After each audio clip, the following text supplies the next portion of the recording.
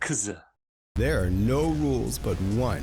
Drink Jägermeister at minus 18 degrees Celsius. So I remember my first time going to Bosnia. It was in the summer of 92.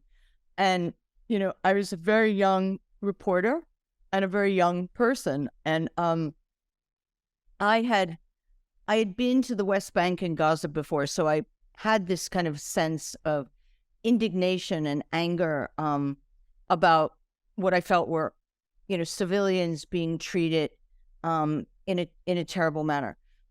But Bosnia was a really scary war to cover. In those days, we did have flak jackets, but we didn't have cell phones. And I know this is hard for you guys to imagine.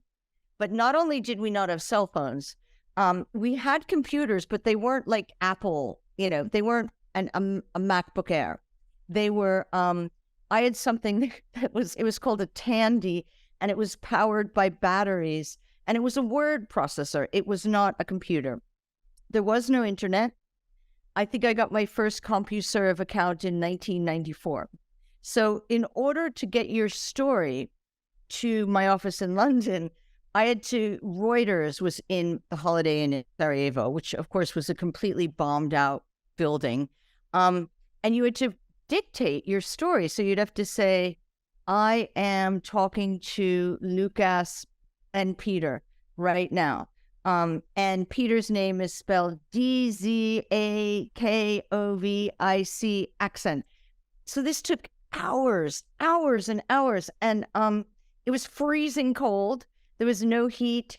It was an insane time. And there was shelling all the time. And there were snipers. So you walked out the door and some sniper would shoot and you'd hear it. And people would, and people would gather on corners so that there'd be a group, and then they would run so that it was harder for the sniper to hit them. And so at first, like my first days there, my first weeks, my first months, I was terrified all the time. And many journalists were getting killed or very badly wounded, like snipers or bombing or landmines. But the more I stayed, the more I completely fell in love with this country and with, the former Yugoslavia. And I started reading a lot about the history, which was very complicated. And I tried to talk to his... What? Some say it's complicated.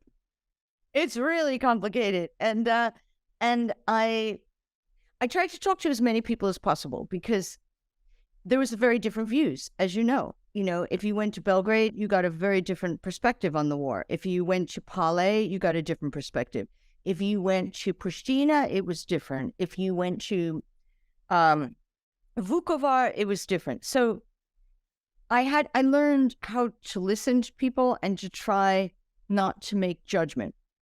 But having said that, it was very hard to be living in the middle of Sarajevo with people who were getting bombed by Serb tanks and were getting shot at by Serb snipers and not have some kind of deep attachment to the city of Sarajevo for the extraordinary people inside who just refused to give in. And I mean, they were fighting there was an arms ban. So unlike Ukraine, they weren't getting any help. Towards the end, there were some weapons being sent from some countries in the Middle East, but there was this arms ban that basically crippled them, and they weren't an army. There was no Bosnian army before the war started. So they weren't getting trained by the Americans. They weren't getting tanks from the Brits. They weren't getting airplanes from the Polish. It was nothing like Ukraine. It was really a kind of David versus Goliath war. And the other thing is because there was no internet, there was no way to kind of wake up and check on your phone what had happened the night before.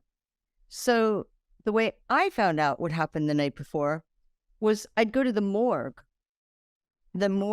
city morgue of, and I'd talk to the guy there because he would tell me, there were 10 soldiers brought in from the front line near Zuch, or there were 10 soldiers brought in from the front line near Yahorina, or, so he knew what was going on with the battles. And also he knew about the civilians. So he would say, you know, there was a sniper attack in this part of the city, or there was this happening. So you had to gather your information in a very different way than the way journalists work today. We stay genuine, uncensored and unscripted, and we always will, as we have to order our usual. Share us and subscribe us, and stay tuned until the next Wednesday. Iguzo!